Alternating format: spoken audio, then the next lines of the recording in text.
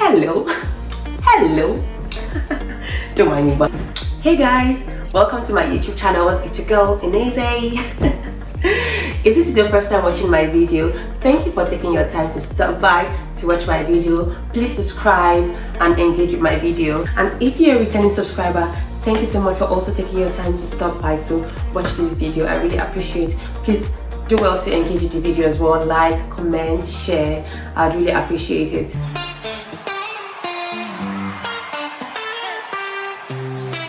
So today I will be talking about an experience that God led me through at a time in my life. So in the year 2017, I was trying to get a job, and I was also trying to see if I could go for my master's as well, but whichever was going to come first. So I just randomly applying. In fact, this one was one of the most random applications, and then I got the job to go. And at the job I was asked I had to move to Kano. If you're a Nigerian, especially a Nigerian that has lived in the south for the most part of their lives, you know that many times people have this what's the word now, bias towards going to the north, and or have this fear towards going to the north because of the stories that come from the north and the things that happen and have happened over the last couple of years. And also there's just so many opinions or just so many feelings about the north. Some are actually true and some are probably just like misconceptions. But I was like, going to Kano for what? And I'd actually gone through this process of the application. To be honest, I actually started like jokingly. My sister was going to apply, and then I just followed her because I didn't want to stay at home that day. And then I went for the exam, and then I got in and I was asked to come for an interview immediately. I went for the interview, and then said they'll get back to me. And then some months later I was called for another stage of the interview, and just like that, and the next thing I was given the offer. And at that point my master's had not pushed through, and I wasn't like, no other job has actually come for me as well. So that was literally the only option I had. But I also could just stay back doing what I was doing. I was running like a couple business here and there in Ilorin, and obviously nothing much was actually coming out of it, and I wasn't going to base my life on that at that point. So I knew that I had to go, but at the same time I was struggling. It was a struggle for me because I was like, Kano of all places, because obviously I also had that mindset that like about the north and everything, like why would God take me to Kano? Like I was mad. I was just like, and then I remember the night I had to make the final decision. It was such a struggle. I was so uncomfortable, and I was just like, I really have to go. And to be honest, it wasn't, like I said, I had the choice to not go, but being a person of the spirit, I knew deep down in my heart that it was just beyond that job. I knew it, and the choice was either to just go, if I was going to go or not. And I struggled. I really struggled for a while, but eventually I just said, okay, I'll go. Plus I've not been to that part of the country before, so I said, okay, it would be just like an adventure for me, pending when my master stuff goes through, and then I would just come back and everything. I just calculated everything that max 4 months I'll get to visit Kano. Although I visited some other parts of the north, but I've not been to Kano, so I get to visit Kano. I'll probably get to meet people, also have like experience, and also like of course make some money as well. And so I just tried to console myself with that. And the next day I packed my things and up north I went. And one thing I also did was I just tried to just put away all the mindset or ideas I already had about kind of like I was going to go with an open mind and just see what God was going to do for me or with me in that particular, like in this new phase of my life. So I went an open mind, and when I arrived, it was like a lot of things like were really different for me than I had experienced. Okay, I'd actually been to Kaduna before, so it wasn't totally like strange. And obviously I was hearing a lot of Hausa all around me and so many things, and for many days on days I just kept wondering, like, is he actually in Kano? Like I remember even months into my job, I already gave a spoiler, but months into my job, then I would just sit down and I just pause. I'll be like, Ineze, you were actually living in Kano. And then I'm just like, for real? So that was how it was for me. I just like, I started, after I went for my training, and afterwards I started settling into the job and everything. And I think I was still trying to run my masters then, because I wanted to go abroad, but then things were not really aligning. So I said, okay, I was going to just go to University of Ibadan until I had until maybe if things work out for me eventually. So I was still pursuing that while I was settling in my job and everything.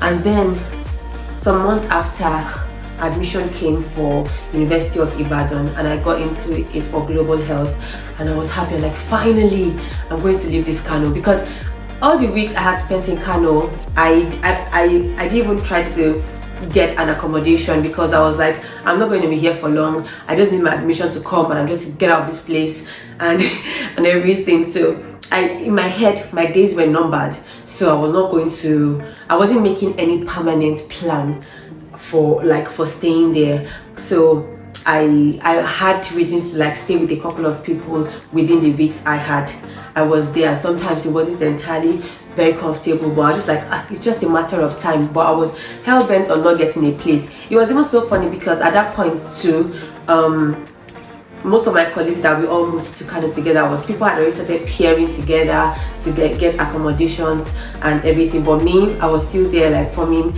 I'm not going to stay, I'm leaving soon, blah blah blah. And then when the admission came, I called my dad and I was like, Daddy, this is admission is out, so we need to start living for Kano. And my dad was like, yo, you have a job in this country where it's very hard to get a job. You have a job with the bank, and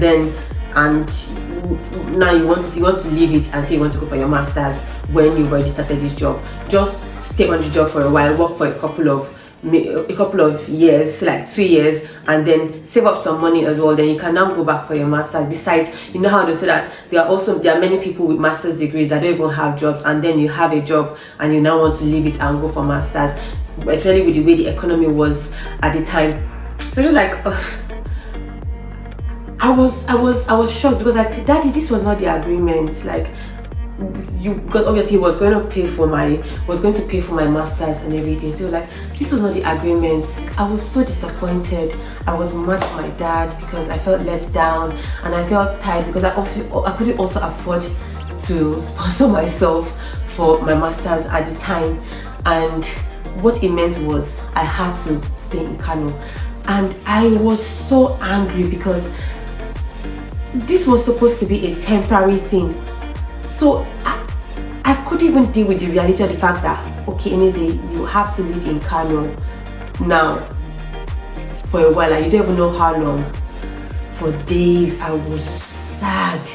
I was trying to see other ways I could just find my way around it, and just go behind my dad and just go ahead for my masters and tell him, oh, I've come up with the money, I'm going to go for my masters and all of that. But things were just not aligning, and I knew deep down that God actually wanted me to stay.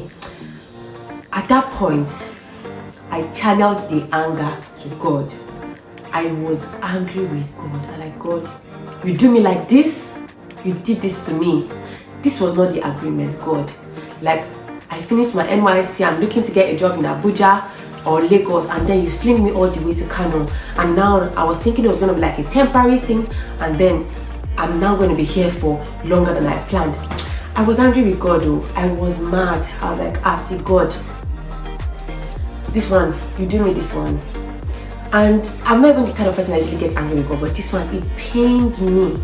It entered my chest. I felt it, because I felt slight that this was not the plan.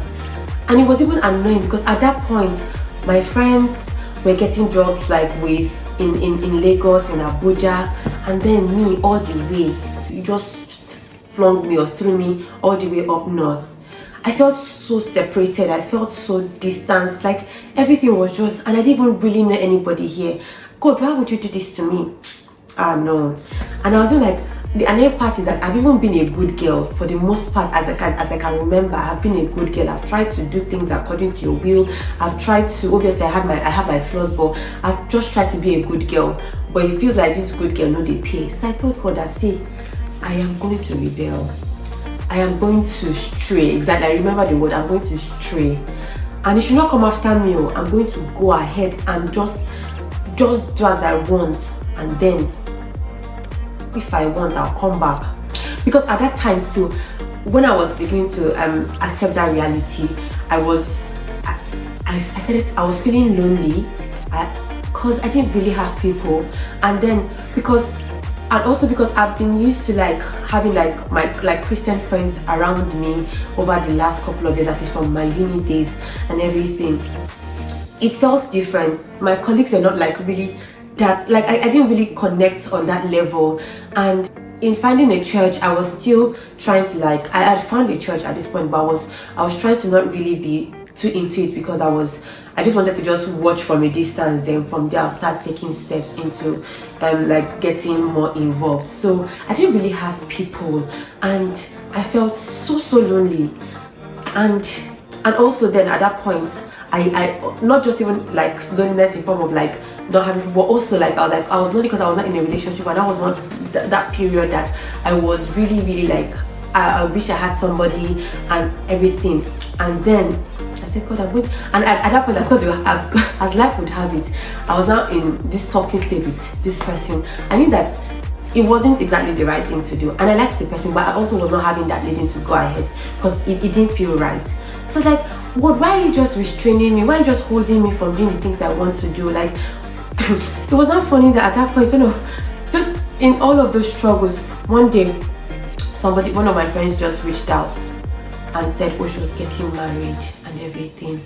And I remember then too, like, these are people that were like always having boyfriends, then in uni, in secondary school and everything. And me, I was just like, no, I'm not doing boyfriend until kinikon and everything. And this person had like, so that my head was, I was just angry, like, God, you see, that good girl did not used to pay. So like, I'm going to just go ahead and stray. And then, but the funny thing was, in all of these things I was saying, I knew deep down again that I did not have the heart to do the things I was thinking I wanted to do. I knew it. Like, I just, most of they were just mouth. That was just the truth. But one day, after a while, God started to convict me, and I remember one day I went to church, and he God saw my heart that I was actually like in that space where I actually needed somebody to talk to. I needed guidance. I just needed that love. And then God led me to speak to God actually asked me to go speak to someone in church then, and I went to speak to her, Tilade. And funny thing was, I'd never even really spoken to her before. I think I probably just greeted her, and then I just like poured out my heart to her that this is how I feel and everything. And she was like, oh, come, let's go to my house. She took me to her house, herself and her husband. They sat me down, they listened to me.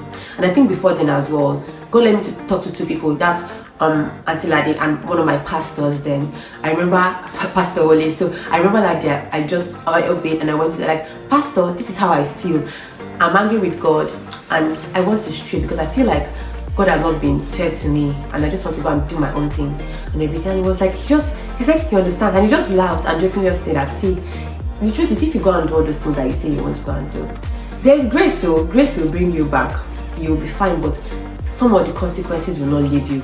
And it was so funny because at that time too, the devil was trying to like mess with my head, because I remember that period, some months I had watched a Christian movie, I can't really remember, but in that movie the girl also like had issues with God, and then she went ahead to stray, and she was just doing things, she just went her own way, went worldly, she was just doing stuff. And at the end of the day, you not believe, it was in that worldliness that she met her husband, a godly man and everything, and she got married. She also found purpose, and then God just like drew her back to him and everything. So I was like, so the devil that making like, maybe you should try it too, but yeah, that's how it will work for you and that kind of thing. So I just like that also like gave me like motivation to actually want to stray. After all, God's grace is available. And I remember, and I also remember in that period as well, there's this hymn that we used to sing growing up. It says, prone to wander, Lord, I feel it. Prone to leave the Lord I love. And I know I'd always sang that song, but I'd never really connected to that line. But in that season of my life, I felt those lines very, very much, because I was prone to wander, and I was prone to leave the God I love. I wanted to. But then back to talking with Pastor Wale, and he was just like, oh, that it's fine. And he just encouraged me and prayed with me. And now back also to Auntie Nadia and her husband's place. At that point as well, they, like I said, they sat me down, they listened to me, and then they said they didn't just talk to me and just leave me. One of the things that they did that I really appreciated that period was they said, okay, anything, we need to like try to get you back on your feet and on fire as well, and have like a fresh sense of purpose. So they planned like a prayer schedule for us. In fact, it was actually for us. So every morning by 5 a.m. they wake up, they call me, and then we join prayers. We pray together for like 30 minutes or I think an hour, I can't really remember, but we did that for a couple of weeks, and that was so helpful. Like I was so like I didn't even know these people, and see how much like they are helping me. That was so helpful, joining me to pray. Sometimes I would even be sleeping off, but I could hear them praying for me, praying. I would never forget that thing about Auntie Nadia and Uncle David. And if you are watching this, Auntie Nadia and Uncle David, thank you so much, because that really helped me. Also, thank you, Pastor Wale, because that conversation and that prayer was also very life-changing for me. I really appreciate it. And that was it. That was the turning point for me. So I went back to God. I was like, okay, God, this is it. I can see for real that you actually brought me here for a purpose. And then I remember that day, in that process where I started to like actually accept and come back to God. I remember one day I was at work and I took some time off, and I just scribbled like more like a poem, and I'll probably share it in this video, maybe like a picture of it. And I think I said, this separation I don't like, something, but with my arms open, I surrender to you, and I know that you're a good father, and you love me more than I can love myself. So I just surrendered to God, and I'm like, God, whatever purpose you have for me in this Kano, whatever thing you are going to do with my life here, I'm going to like open myself and accept it, and also enjoy the city as I can. Because to be honest, it wasn't bad. In fact, for the first few days after I arrived, like this Kano is not bad though. Like I was surprised. Like there were beautiful houses, beautiful places, and it actually blew my mind. Like I didn't really have expectations like that. So I really saw like things that were really different from what I had expected. So over time, I started to like be more involved in church. I started to like meet people, find community in church, and that's also like, because I'm really a church girl. I like when I'm in any location, I love to be in church. I love to be active in church, because that just really helps me. And I was meeting people, and I started to like just be happy. Then at work as well, I wasn't looking at it as, I wasn't angry like or looking at, oh, this is just a temporary place. I was trying to just put more, like, work was stressful. That work was really stressful, I'm not gonna lie, but I was just trying to just do what I could do. And then just generally, I was just open to all the possibilities that could come from just living there. And to be honest, I enjoyed Kano. Like, obviously I had struggles, I had times that things were difficult for me, and times that I was lonely, times I still felt separated. I missed out on a lot of events, especially the ones that happened down south, because I couldn't go all the way, different things. But I also, and I was in that period, I also learned to enjoy, I understood the concept of JOMO, that's the joy of missing out. I also got to enjoy, like not be so, like when I miss out on things, then so what? I'm fine. Like, it has happened, it's okay. So many things. And it was a blessing. It was so funny, because for someone like me, for someone that was shouting, I want to leave Kano, I want to leave Kano. In fact, I remember I kept saying it to my colleagues there, that I will leave Kano soon. Like, even after I agreed to stay back, I was like, I'm gonna leave like soon, maybe like another 1 year. People of God, I ended up staying in Kano for 3 years and 4 months, I think. 3 years and 3 months. Yeah, 3 years and 3 months, thereabouts. I was shocked. I was so shocked because, and another thing is, life has a very funny sense of humor, because most of the people that I kept telling, oh, I'm going to leave, guess what? Most of them actually even left Kano before me, eventually. Some had other jobs, some had to leave for one thing or the other. But I was one of the last persons, like amongst that actually left that Kano. And over time, I got to have like experiences in church, at work, with people, even in terms of relationships and everything. Like it was. Now looking back, it's so funny, and why I'm even doing this video is that it's so funny how that Kano has like a place in my heart, like a very, very significant place in my heart, so that I literally think about Kano almost every day, every other day, and I miss Kano so much. I'm just like, this was the same Kano that you're angry with God for taking you to. Like sometimes I just sit there and I just remember, because that was like the early years of my adult years, because that was like my early 20s. So it really formed a lot of things for me, the people I met, the experiences I had, and so many things. And now I just look back and I'm just like, oh my God. And let me even add that my going to Kano actually played a significant role in being able to move to the UK.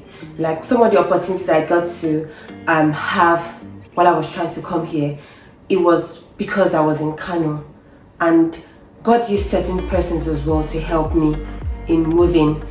And it was, when I look back and I see how everything like got like aligned, and the characters that were built in me in those years, like there's so many, like my Kano experience is it's a lot. It was a very rich experience, and I have so many things that happened, and I can say, but obviously I can't even say all of that in this video.